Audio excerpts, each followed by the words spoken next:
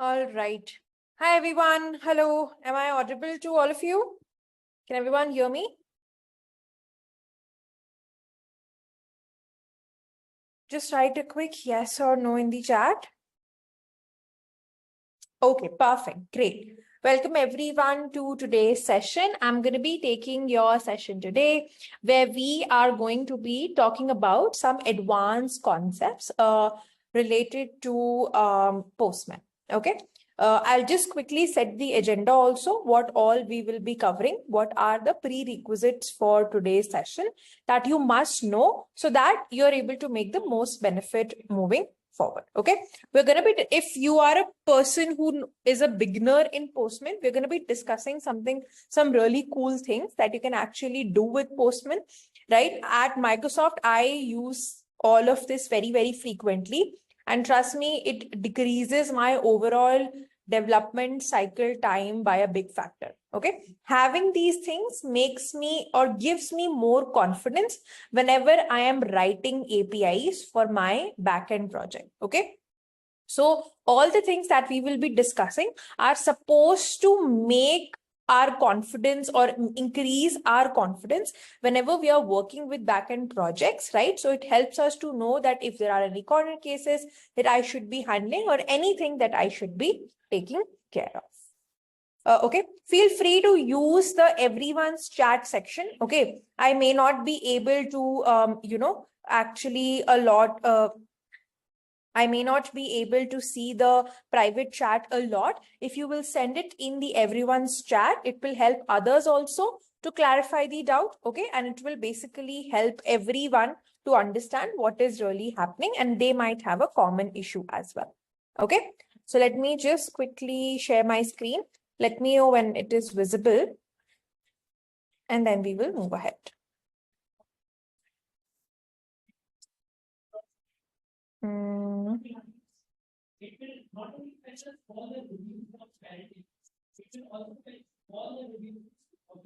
Can you all see my screen?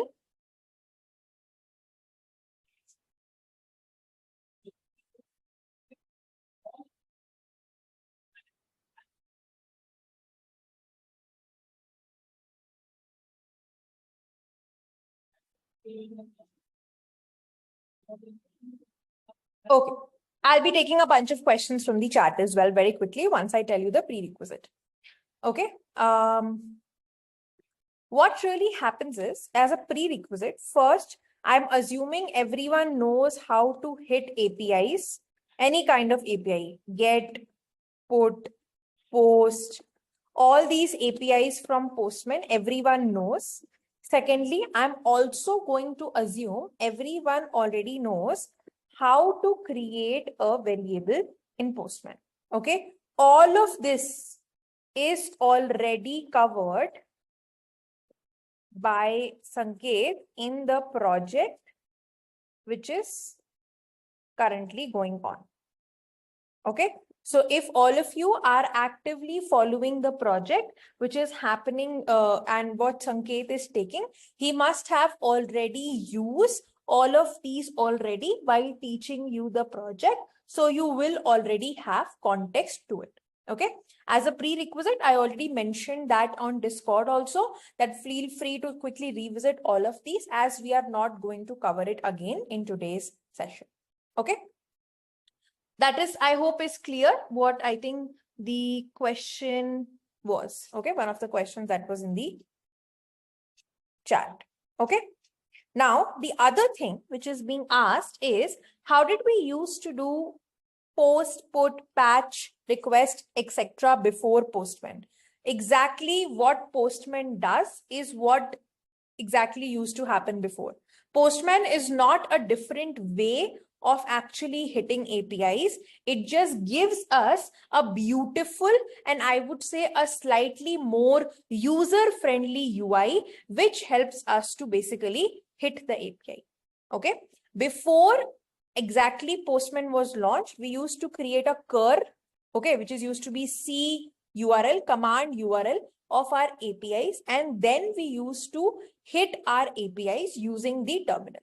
What Postman also does is pretty much the same thing, right? It does pretty much the same thing over here for us as well. Just that you just have to feed the request, the type of request, the URL of the request, and it automatically creates a curl out of it, right? And then hits the API. Let us see if we can see over here as well. Then you will maybe understand better as well. Okay.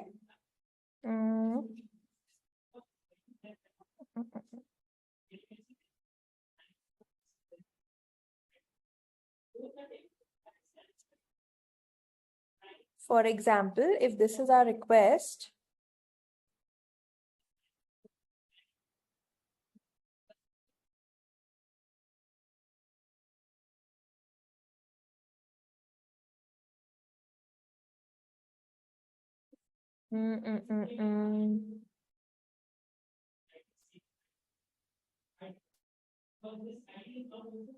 So ideally, let's say if this is my one of the requests that I am supposed to be hitting, the curl of this is going to be something like this. Let's say if this is the URL that you hit, the curl for this is going to be like curl location and then the URL.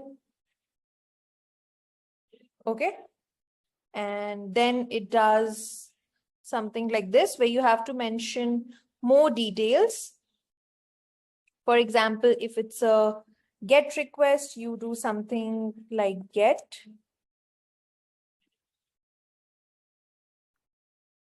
Okay, and then if you have to pass the headers, you have to do something like this. Cookies, if there are any cookies that's supposed to be passed, the number of the key value part of the cookies, right? Something like this. Okay. And then you could do something like this. Like if you want to test with a basic value. Okay. So this is how initially curl, which is CURL, you used to use and hit APIs through the terminal. Okay. But with the introduction of, I would say, Postman, you get a very simpler, I would say, tool, which helps us to hit the APIs using Postman so that the user does not have to focus a lot on this part.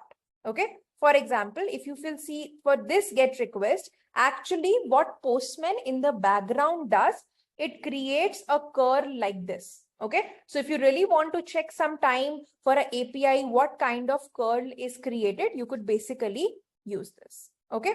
Even for this API, in fact, for any API, if you would want to take a look at the curl that is created by Postman, you could do this. Okay. So it's not like before Postman, we used to do something else. And after Postman, we used to do something else. Okay. It's pretty much the same thing. Just that Postman does the job for you now for creating the curls. Okay. So that is what basically happens. And that is what the purpose of Postman is. To basically sit as a layer for us to make our jobs easier so that we don't have to, use a lot of time on basically creating and, doing all of this, the part of creating curl, which is definitely not the most smart, obviously not the smart way of doing this as well. And instead, we directly use a very user-friendly, I would say, UI, where you can specify a lot of details and work with this. Okay. So in today's session, we're going to be actually covering 4 important things, which when you will work in any company, it is going to be very, very useful. Okay. First is how to use environments as per the environment. Okay. So before actually going into this, I'll just set up a little story for all of you. Okay, so that you will understand that when you will go into the company and you will encounter this situation, which are extremely common scenarios, how do you use Postman for that? Okay, everyone is with me so far?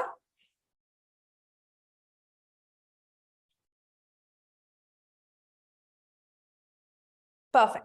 See, assume yourself as a software developer. Okay, as a software developer, you will write code in your local machine. Okay. And once you have written your code in the local machine and you have tested it in your local machine, then as a developer, you are supposed to test this in a UAT or a preview environment, which is nothing but a replica of prod environment.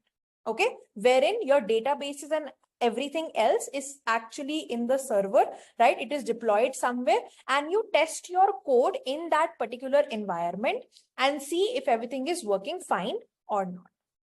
And once you know everything is working fine, then you deploy your code actually to production, which is then accessible to all the users who are actually using that website, right? And then you are basically able to say that your feature is deployed and accessible to the user. Okay. So this is what pretty much the life cycle of a software developer is who is working on it. Okay. So now, obviously, when you're working, for example, let's go back to your project only, the one which we are doing right now, right? This is an API or this is a project that you're working on. Okay.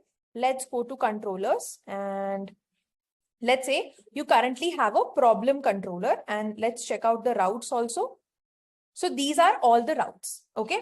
For example, you tested or you created a new route, which is, let's say, the problems route, which basically gives you all the, I would say, problems which are currently in your database, right? So obviously, if you are in your local machine, the URL that you will be hitting is this: localhost 3000/v1/API/problems, correct?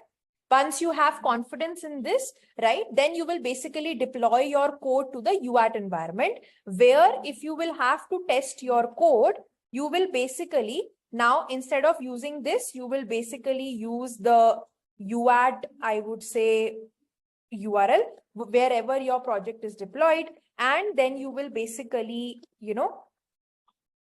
try to test the API. Okay. And if it is also working fine, then what you will do is you will simply test your code in the prod URL after it is deployed.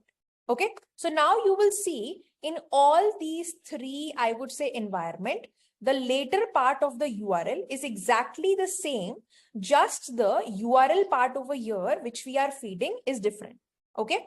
So in order to make sure the overall testing part is very easier, right? What you can actually do is you can set up environments in your Postman, okay, which will take up the value you want based on the environment you are testing. Okay, so just to simulate this scenario, I already have my local URL present because my project is currently running in my local machine.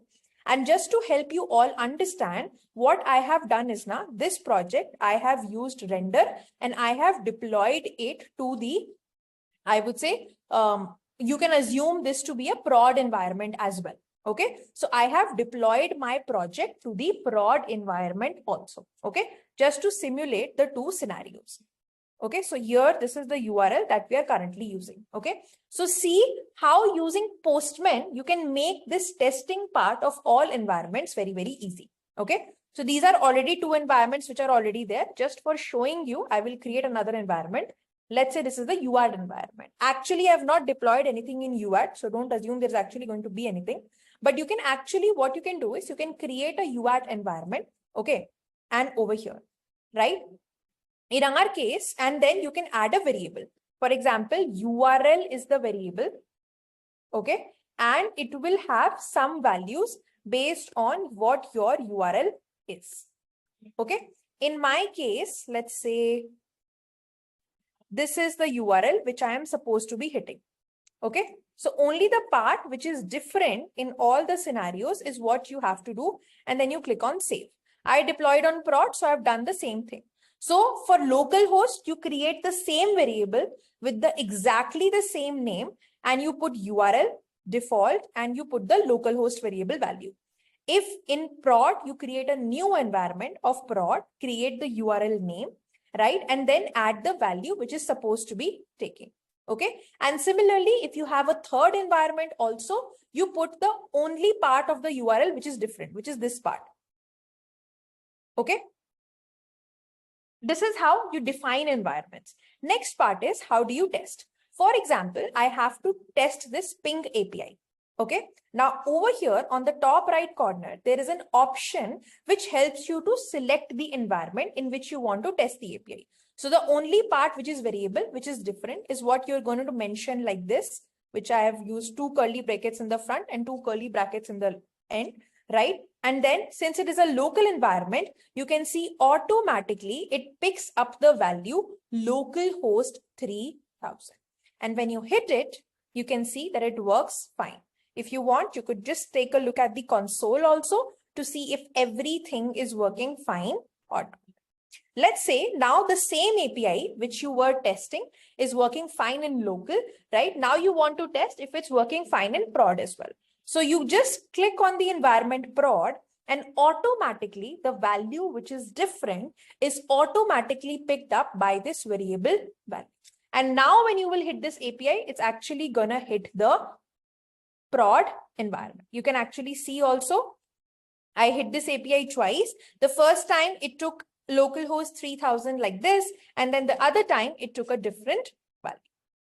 Okay, it all depends like how many environments you have. Sometimes when you will work in even a slightly bigger company, right, instead of local prod URL, sometimes there is a hotfix environment also.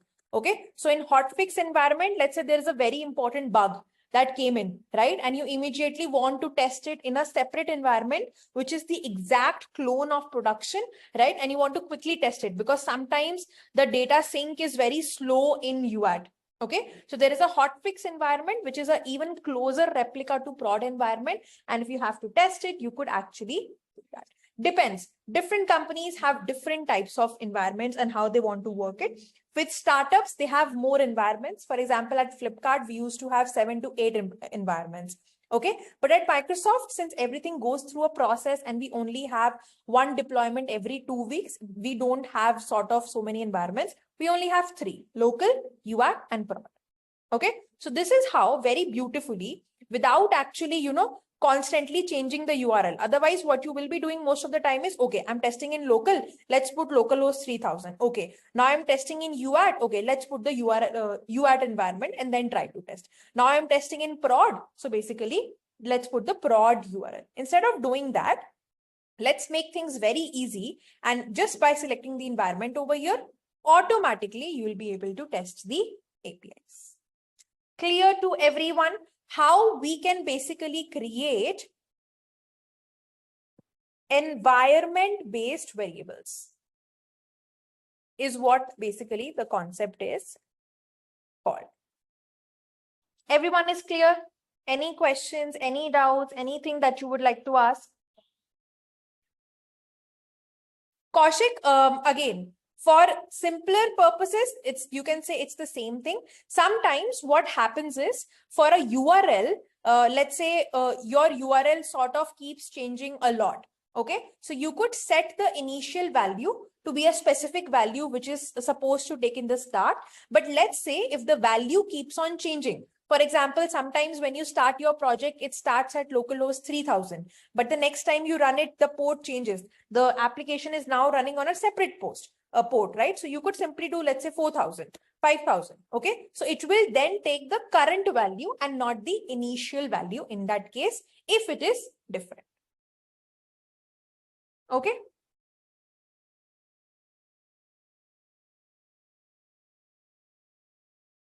But in 90% of the cases, it's mostly the same value that you put. You don't really come across so many advanced scenarios in that case. Okay, so you can sort of, this way, you try to store and reuse the values using the variables. Soumyadeep, is there any question?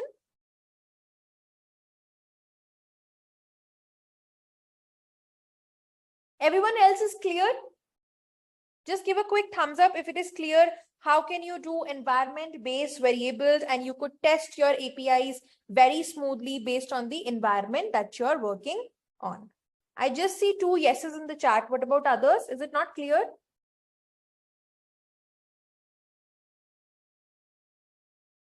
Guys, I would need a little bit Faster responses. Perfect. Okay then. The next thing, which is, I feel like personally, I love this feature about Postman a lot, which is about load testing. Okay. So let's talk about, anybody already knows about load testing or performance testing? Anybody already knows about it?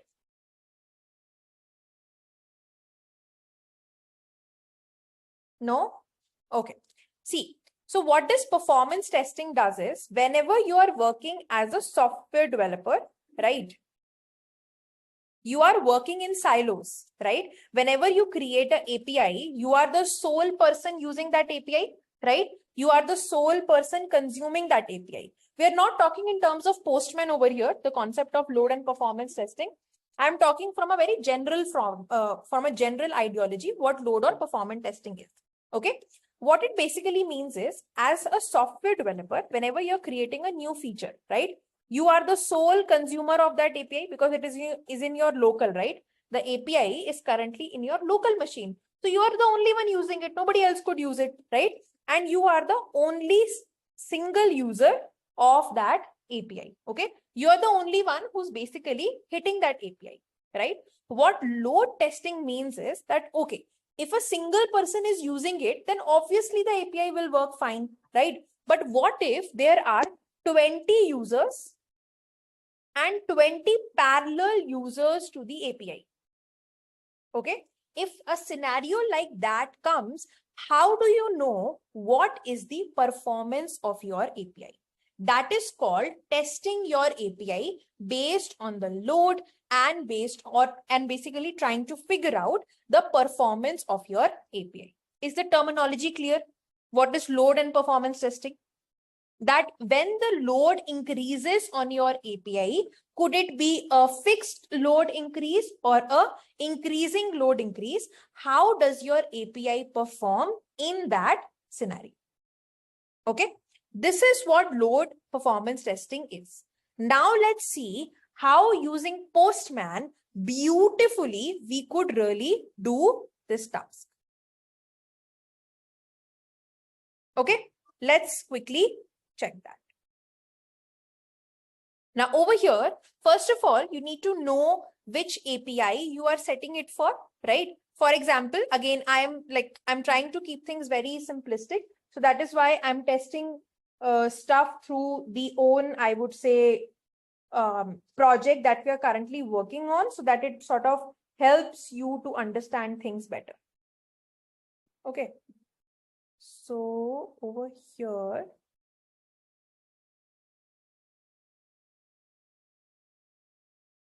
let's say we have a scenario.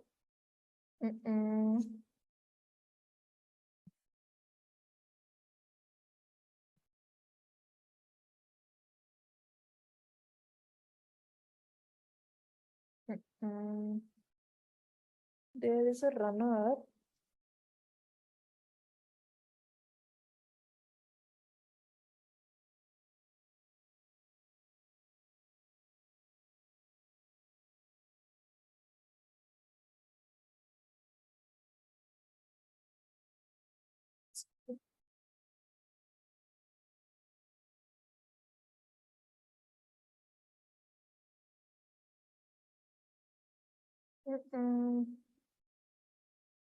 Option just one. Okay.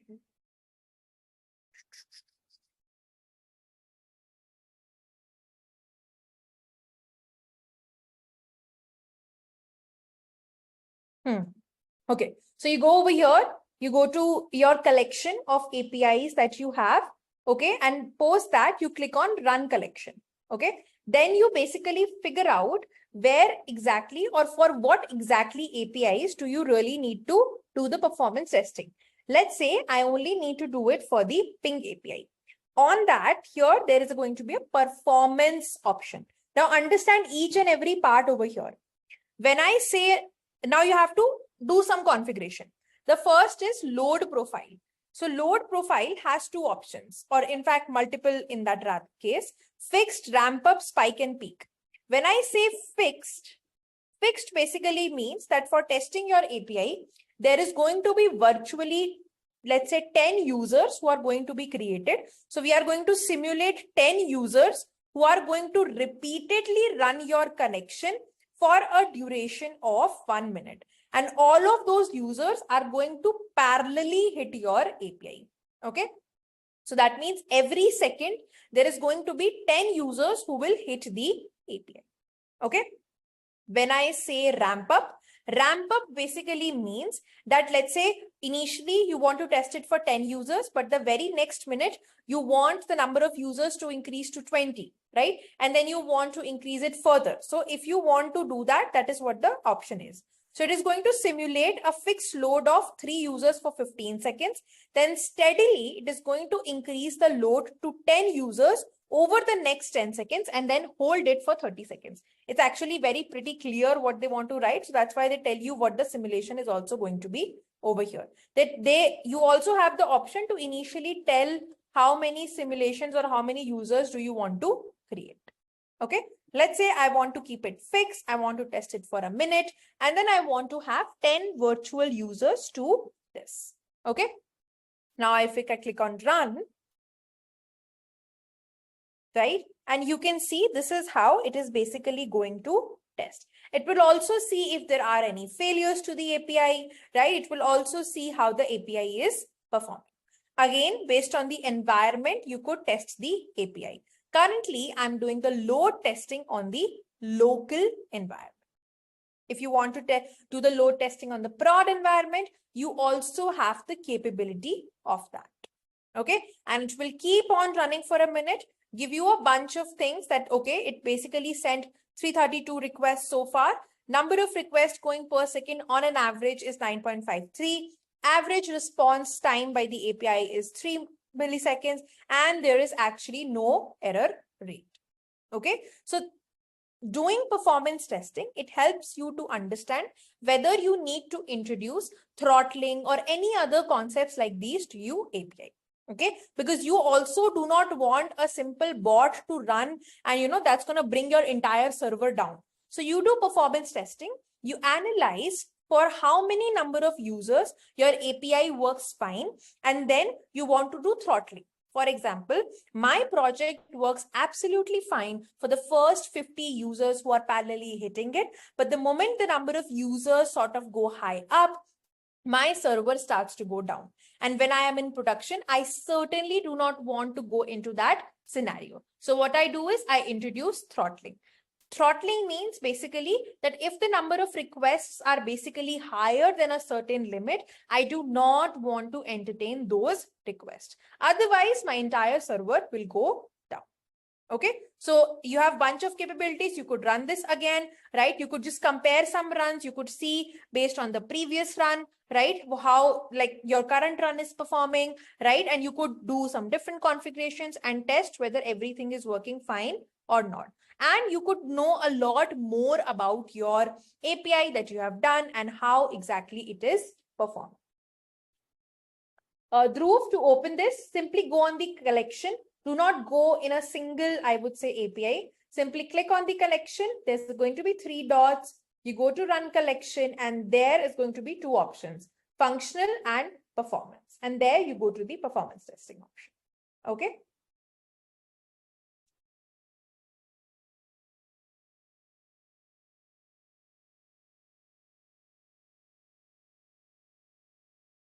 Rohit says, will it really do testing well as real world? Because requests are maybe 10 or 20, but but user token will be same for all. And maybe caching is done for that using after first user on various levels. Then will it create correct result? See, what you're saying is partially correct. If you also have certain configurations available where you could do performance testing, and every time that will happen, you could try to introduce a separate token to each request. But that is sort of very difficult to simulate scenario. You will have to write a bunch of Python scripts and then you have to do this. Okay. But yeah, it does provide you a capability to keep it as real as possible, right? But yes, you have to understand that all of this does come like with a pinch of salt, and it may not replicate the entire scenario 100%, but you could still do it very, very close to what it is. Okay. Lakshya is pretty much the same thing. Okay. Load testing is what you're sort of trying to put a lot of load on the API to see how performant it is. So usually in a very general scenario, you use both the terms interchangeably. So either you could do this type of testing using Postman, or if your project is very advanced and some companies do not allow Postman usage as well, then you would have to either use some Python scripts to do this, right? Or I'm sure there must be some libraries also available to do the load testing for you. Okay. For example, at Microsoft, our projects are very advanced and sort of, they don't really fit well with Postman. So we usually run a Python script, right? And based on that, we do some load testing. There are some good Python scripts available. But at Flipkart, we were using everything which was out in the open and there was no restriction as such. So we used to do performance and load testing using Postman itself. Okay, so it's not like Postman is the only way to do it, right? But it is definitely preferable to do it this way. Clear to everyone?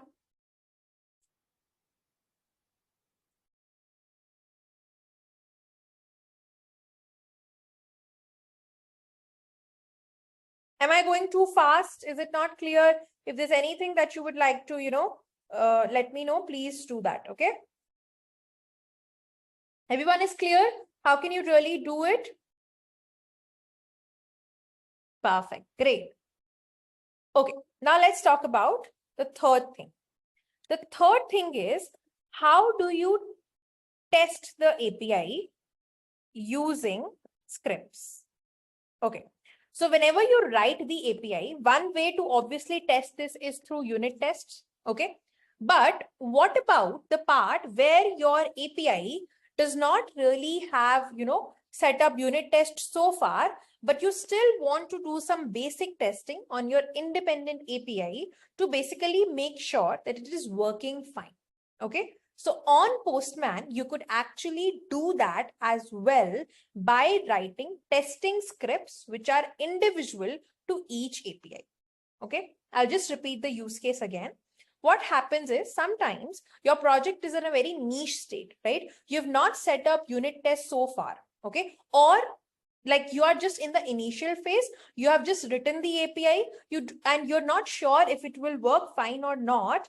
And you don't want to bother by quickly going ahead and writing unit test to it, because it is a time-taking process to write test. You want to do some basic sanitization on your API. And let's say you want to do it always on your APIs, and you want to see if everything is working fine or not. So Postman does give you a feature to basically allow you to do that. Again, to do and write testing scripts for your API, you could pretty much use any, or you could write those tests for any API. For example, this is my, I'll just rename it. This is my get problems API. Okay. First, let's see if it's even working fine or not. Okay. It's working absolutely fine. You can see that whenever I hit it, I'm basically going to get all the problems which are available in the database. Is it working fine in prod also? Yes, it does. Okay. You will see that you'll get the response in sometimes to know that your API is working absolutely fine. Okay. Now, let's say you want to see and you want to do some basic sanitization on the API to see whether it's working fine or not. Okay. Let's say you can do PM, which is Postman. So here we're going to write a little bit of JavaScript type of code over here to basically test the API. So we'll do pm.test. Okay. And over here, I'm going to say, let's say the status code is 200. Okay. This is going to be the message. And let's say if it works fine, I'm going to give a callback. And I'm going to say pm.response.to.have.status 200. Okay. So these are the bunch of modifications that you have basically added to make sure everything is working fine. And this is the test that basically testing that the status code is 200. Okay. Let's say this response is in what format? It's in a JSON format, right? I want to test that the response is in JSON format. Okay.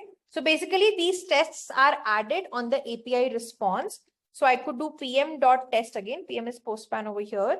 Okay. And I could do simply content type is application/JSON.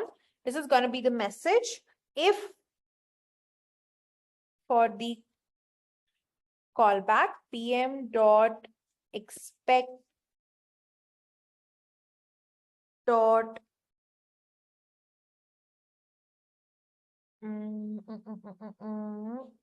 pm dot response headers. In the headers, we need to get the key will be content type. Okay. And it should include the value, which is application/JSON. Okay. And this is like another test that I'm basically having to see if my both these things are working fine or not. So you could just like send it. And you can see both them are working fine because it is true, right? The status did come out to be 200 and the test results were again like the test which we added were exactly working fine. Okay. Let's maybe add a negative test also to see that if in failure, if it works fine or not. Let's say I do pm.test. Let's say I want to test now if response body is an array. Okay, and you can see the messages are displaying as well, whatever I am adding in the first parameter. Okay, and then I'm adding a callback function. Okay, and now another way to write this is you take basically the response.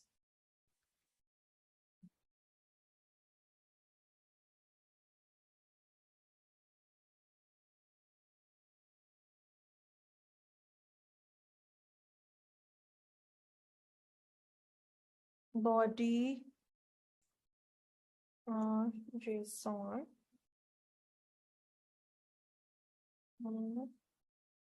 It's going to be JSON data exactly. And pm dot expect JSON data to be and it's going to be a function, I think, object.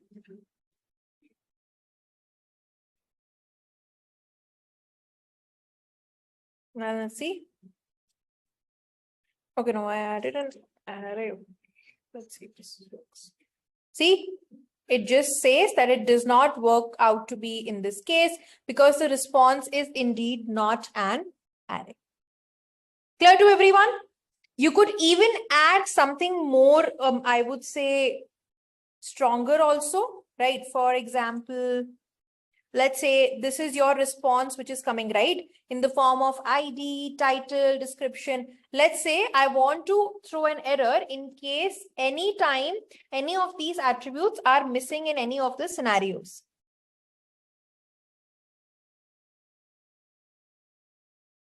Okay, so you could pretty much do and write a test for that as well.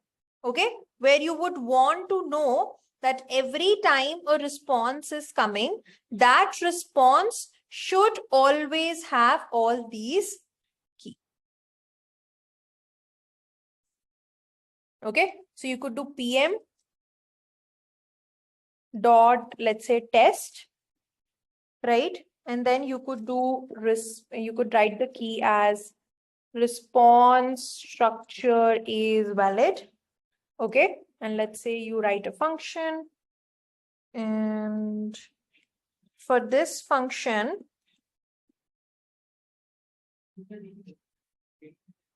let's say this is the JSON data. Okay, and let's say I write the same thing.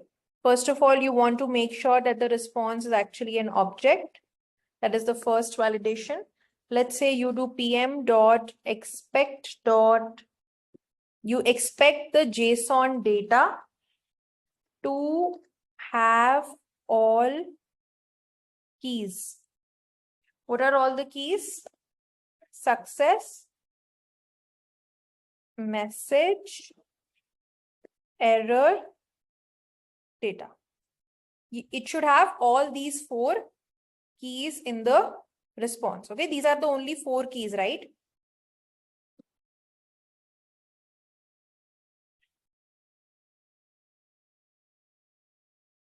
Right, and then you could even go further. You could do JSON data, because it's in plain JavaScript, right? JSON data dot data, that means you go inside the actual response. Okay, and then you do for each, right? And then you again add a callback. And then inside you're sort of iterating over each of the problems that came in the response. And you could do dot expect, you expect the problem, each and every single problem that will come as a part of API response. All of them should have the following keys, which is ID. Like none of the responses could basically have these things missing. Title, description,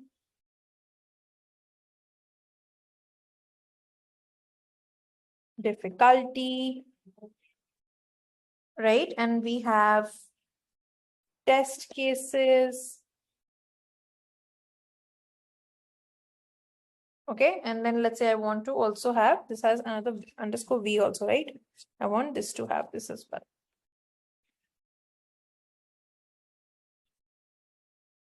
V.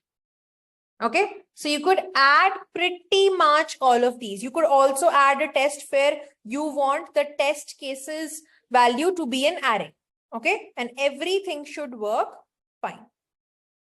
Okay, this is already the test we know will fail. So you could like just comment it. And in this case,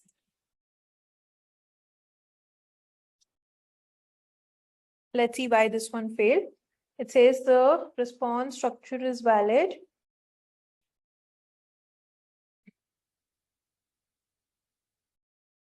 Let's say we have success, message, error, data.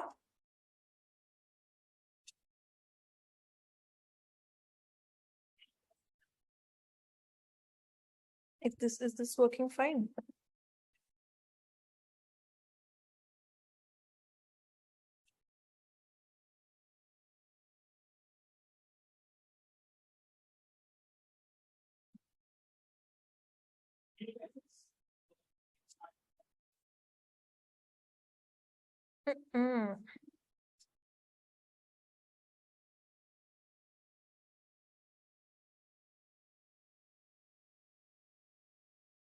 All passed.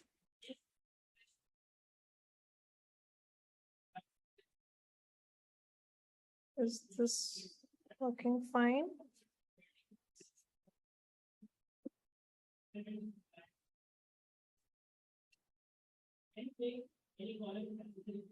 Test cases spelling is wrong. Okay, this is also fine. And then I could just do pm dot this to have all keys. Maybe some value issue only. This is double S. Save. See, everything is working fine. So, like I said, by adding these tests, you could pretty much do a lot of testing over here. Clear to everyone? And this is just the tip of the iceberg. Add so many more things that you can. And it saves you a lot of time. doing this does not mean that you do not have to write unit tests. Okay, you still have to write unit tests, but it just saves you a lot of time if you have some basic syntax of tests ready, which you could use for all your APIs in your local without actually relying on unit tests. Because when you write unit test, first of all, even if there's a small unit test, right, and you have to test, still the whole project will build once, or at least the dependent dependencies will be built in your project, right? And then only you will be able to test it, right? So to save all that time, so to save all that effort, you could add some testing scripts, which Postman helps you to do that. Clear to everyone?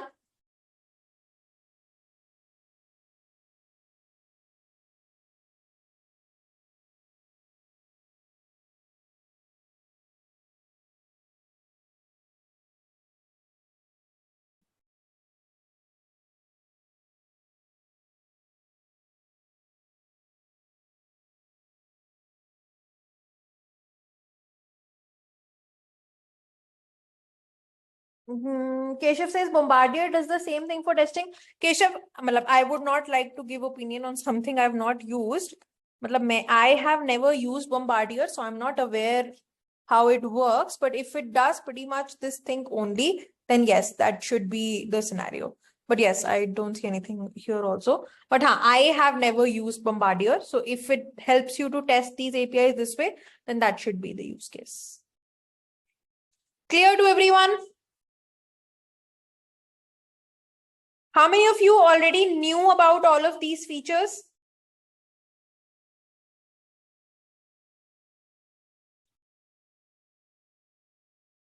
Anyone who already knew all of these things? Okay, so now you don't have to use Jest. You could do it very, I would say, earlier over here on the APIs. Okay, sure. Let's do the fourth thing, which is again something very, very cool that you could do with Postman. Okay, which is about monitoring. Anybody knows about monitoring already? What is monitoring APIs and what the overall concept of monitoring is?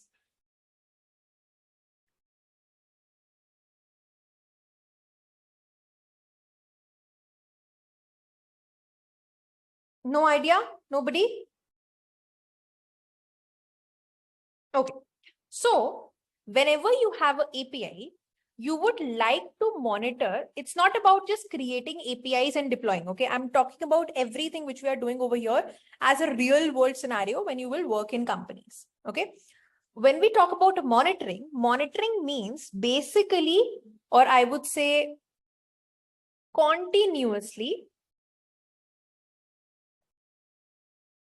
checking the health and performance of the APIs. Think about it like this. You created an API and for the time being, it's working fine. But something happened at night. And then because of that, all the APIs are failing right now. Okay. So you would want to do some monitoring, right? You would want to use some tools which will sort of give you an alert or give you a trigger whenever there is some issue with the health or the performance of the APIs. ऐसा देखा है patient को ICU में डालते हैं, correct? अगर कोई बीमार होता है, एक रियल लाइफ एग्जांपल में देती हूँ, इफ समबडी इज इल तो आप उसको हॉस्पिटल में लेके जाते हो और हॉस्पिटल में आप अगर कंडीशन बहुत खराब हो सकती है तो आप पेशेंट को आईसीयू में डालते हो, ठीक है? आईसीयू की फुल फॉर्म क्या होती है? Intensive control unit, right? जहां पर what doctors do is doctors closely monitor the patient, ठीक है? They add multiple machines and they do, a lot of constant monitoring of the patient to see that if something goes bad, immediately the doctor gets the trigger and something happens and somebody takes action on that. Literally, it's pretty much the same thing. आपकी API है, you have your API already deployed. Now you want to have some monitoring available. There is something that should monitor your API continuously. And if something goes bad, you should be alerted to any failures that happens. Okay. So you can identify the issue and you can address the issue based on what the error is coming. So you could basically do monitoring using Postman on APIs. which will help you to check the API health, right? It will also help you to validate whether the response that should actually come is coming to the user or not, right? And you could run these tests on multiple environments. Plus, the good thing is it sort of also gives you a visualization tool which can help you with this. Now let's see. For example, this is my get problems API, which is a very generic API on LeetCode, right? Whenever somebody goes on LeetCode, they simply go on the problems section at the very top, right? Which lists all the problems. So this is a very frequently used, I would say, tool. So I would want to put some monitoring on that. Okay. So there is a tool called monitor collection. Okay. So you have to create a new monitor. There could be multiple type of monitoring that you could be doing. For example, this is the one, let's say for the algo code service, right? You could just put any tag sort of to sort of link the collections on which monitoring is happening. Let's say I have to do the monitoring on my local environment. So I will choose local over here. I want to run this monitor every hour. Okay, so there is something that should check my APIs every hour, right? And like hourly timer, and which will run every hour. You could also add 2 hours, 3 hours, 4 hours, 6 hours. Okay. Sometimes this is for the case when, let's say, I have my application which is running in Asia also, Pacific also, East US, West US, Europe, right? So you want to also see for which region you want to do monitoring. In our cases, it's going to be very simple. We don't want to have a specific use case like that. If, let's say, something failure happens, it's a sort of like an on-call engineer, right? So whenever whoever is the on-call engineer, their email ID should actually come over here. So if there is a failure, the notification should ideally come on this email over here. Okay. So I would to receive email. Okay. If you want, you've heard, right? There's an on-call engineer and there's a backup engineer, right? So there's going to be the email of the backup engineer. Now I want to stop the notification after 3 consecutive failures, because then I know something is failing, right? I don't want to bombard myself with email continuously. You could also do retry if run fails. For example, if the API fails, would you want to retry more than twice? You could set that as well. And the moment it does, you just have your monitor ready. Okay. Now your monitor is currently not running. The moment you click on run, it is going to monitor the health of your API. Okay. And it is going to sort of give you all the values as well. Now let's say I do like a hitting over here. So this is a valid hit. So I'm hitting this. Okay. Let's see my monitor. Okay. So you can see everything is like working fine. There has not been any failures. Okay. You could maybe send it again and that's working fine. Let's say now I do this, I'm hitting the same URL, but let's say I hit the wrong URL. Okay. So there is something should happen, right? Even in the monitor that I have set up. 1 second. Is it the one that I just set up? See, it says 3 failed test.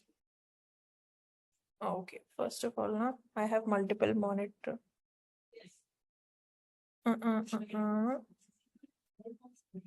Let's get rid of all the monitors which we are not using. Okay, otherwise it will confuse us. I'm getting rid of all of them which we are not using. Okay. Perfect. Now let's create another.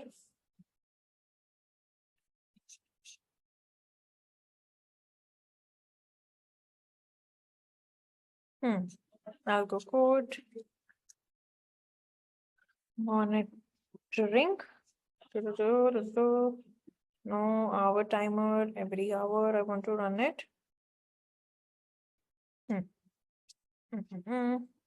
Create monitor.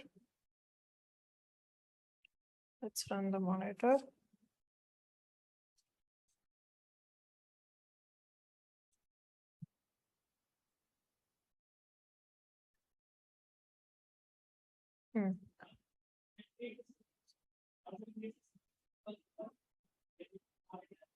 What is it? 1003.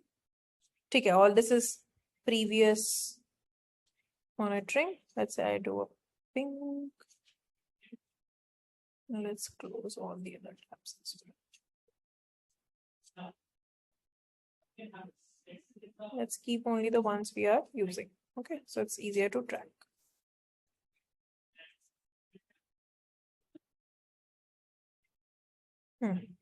So application not running on the, let's start application.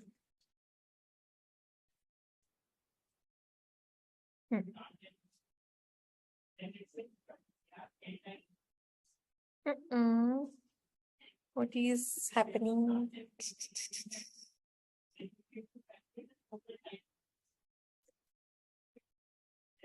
Environment, local. Oh, I added the wrong value. That is why it was failing. For showing it, I added a different value, no? See, that's why it was picking localhost 6000 and giving me a error. Okay. Now it is up. Now it is up. And oh God, where did the monitor go?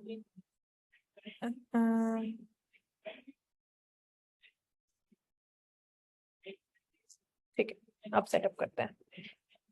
Earlier, the URL was constantly wrong. That's why we were getting the errors.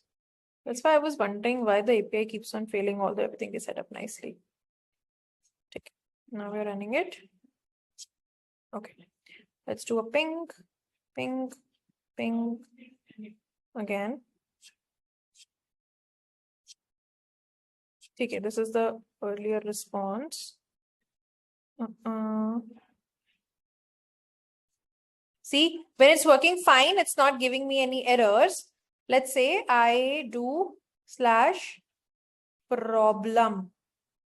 Or let's say let's do /problems only.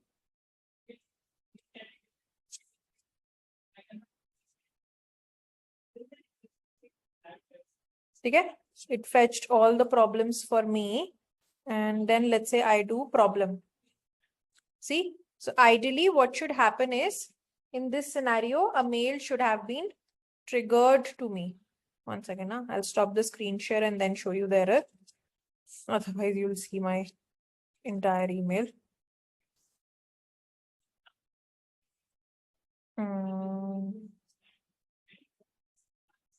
Let me log in.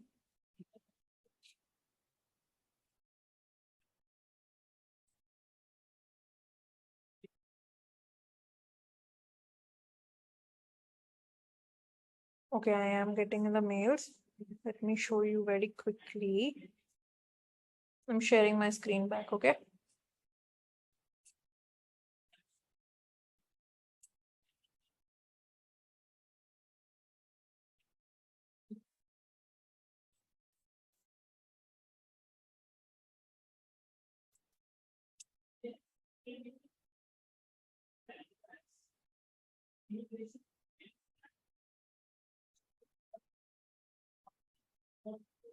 See, I'm getting mails. One second. Let me know when my screen is visible.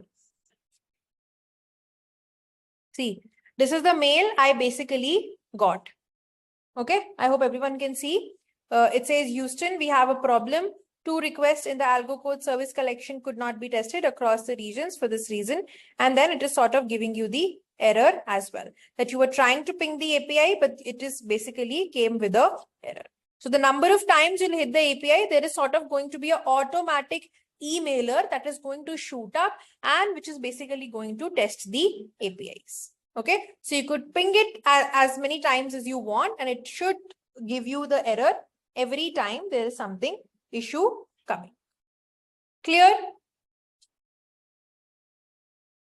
But it will only trigger the failures. In case there's a failure coming, it should basically send you a mail which should help you to address that issue if you are an on-call engineer, right? So if you want to test on your local and do some monitoring, you could pretty much do that as well.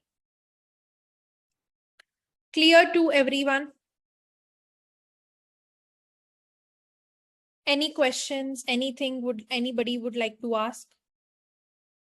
Do you now understand how monitoring as a concept can also be added in Postman. There are a lot more things that you could do as well. Okay, I forgot about this option there. We could see all the monitors together, right? But yeah, you could basically do this.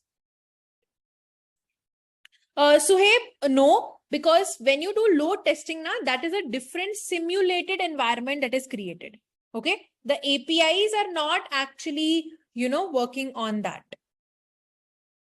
Like the API is not really giving that response. We are just simulating that environment to do load testing. Okay, so these are a few things that I wanted to discuss in today's session. Again, there is so much more that you could do. This is just the tip of the iceberg. And this is all obviously a part of the free plan, right? When you move to higher plans, which are more, I would say, advanced, right? You get better ways of testing, right? Enterprises uses far better versions of Postman because then it allows you to do a lot more things. This is a basic version, but I feel like even on the very basic version, Postman team has given very good features, which are very, very commonly used, right? And which will help you to, again, make your developer experience better, which I was talking about in the start as well. Okay. And that is what the overall idea is about using Postman, okay, to make your overall life easy. Again, like I said, there could be so many more things that you could do. Again, I think somebody mentioned about writing documentation, right? This is how basically you can create documentation. There is sort of like an AI assistant also integrated with Postman now, like I told you, which basically helps you to, generate the documentation using AI as well, right? And then it actually helps you to sort of, add tests also automatically, right? So again, with the AI, everything is becoming so much more simpler now. So if you want to write documentation and for simple APIs, I feel like when you move to complex APIs, it's pretty much you who will have to work on this. But let's say you have generic APIs like we are doing right now. You would like to create a very beautiful README file for your project, right? So what you could basically do is you could just use Postman over here and the AI tool of Postman. It will actually add a bunch of tests also for you if you want. So that could basically do some basic sanity checks. Okay, on your project. It could actually do a lot more other things as well. But this is another one way of writing documentations. Clear to everyone? Kaisa laga? Anybody who knew everything that we did today? Anybody who learned anything new, or anybody who did not know anything and they learned everything and everything was new for them?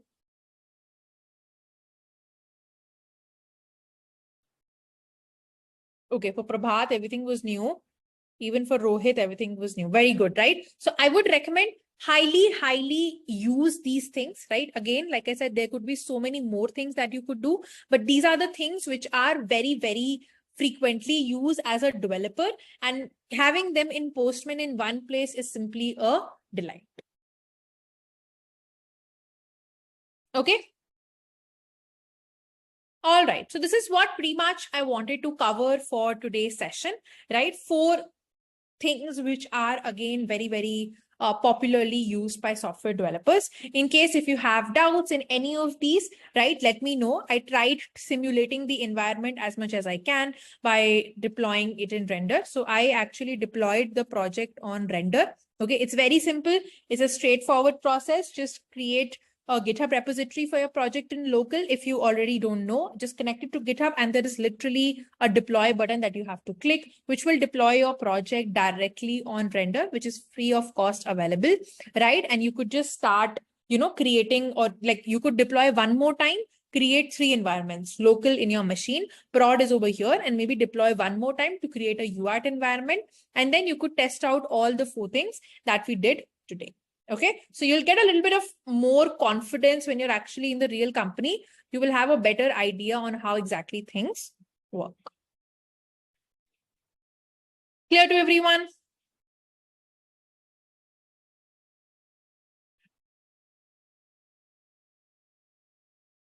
Perfect.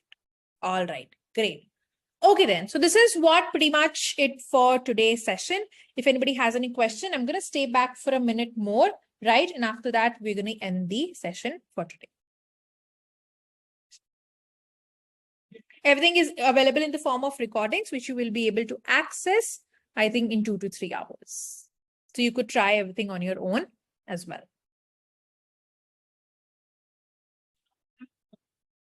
This Sublime file, Suhaib? Yeah, I will save it. I will save it and send it on Discord. Don't worry. Vivek, ideally, yes.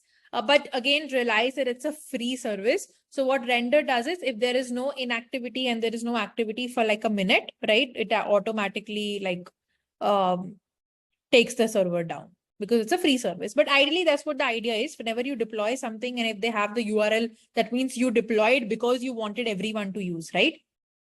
अगर आपको किसी को दिखाना ही नहीं है अपना project तो आप डिप्लॉय ही क्यों करोगे, right? You deployed because you wanted everyone to use that project, right? But if you want only a certain set of users to access it, there are options to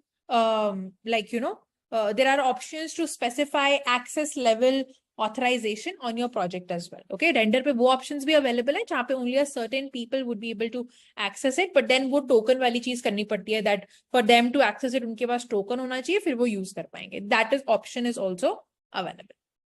ठीक है, but I think free वाले में वो है या नहीं वो मुझे नहीं पता है. ठीक है, बट हाँ डेफिनेटली वो प्रॉड मतलब पेड वाले वर्जन में अवेलेबल है.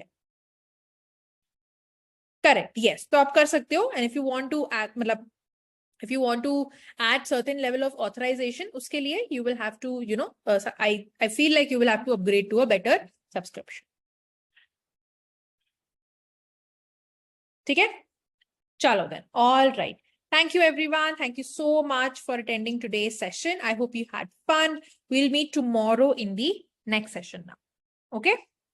And I will share the notes on Discord just now after the session.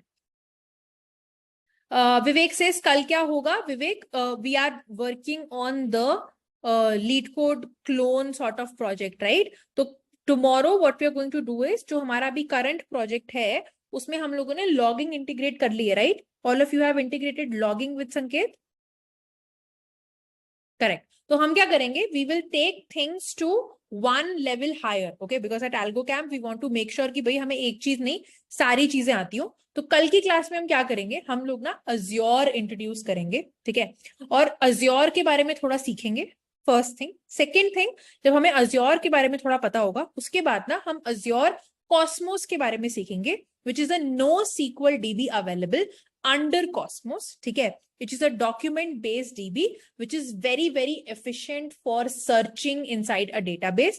और हम क्या करेंगे? अपने जो logs है ना जो अभी Winston से create हो रहे हैं उसको Azure Cosmos DB में कैसे स्टोर कर सकते हैं और अपने प्रोजेक्ट को Azure Cosmos से कैसे इंटीग्रेट करके उसके अंदर अपने लॉग्स कैसे स्टोर कर सकते हैं वो सीखेंगे, ठीक है? And exactly Azure Cosmos DB क्या होता है, कंटेनर्स का कॉन्सेप्ट क्या होता है, Azure क्या होता है, वो सब हम सीखेंगे, ठीक है?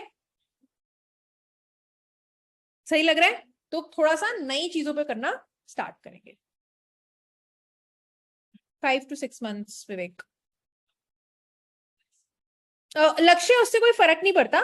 द आइडिया इज कि हमें बेसिकली बस ये सीखना है कि हमारे पास अगर एक प्रोजेक्ट है तो फर्स्ट थिंग उसको Azure Cosmos से कैसे इंटीग्रेट कर सकते हैं, first thing. Second thing, integrate करने के बाद how can we send our logs to basically Cosmos, वो इंटीग्रेशन कैसे क्रिएट होगा. I am not talking about login, I am talking about logs, logging in your databases. Winston हमने एक tool use किया है for logging purposes, not login. I will write it in the chat as well. Okay? Logging वाली चीज हमने कर ली है already.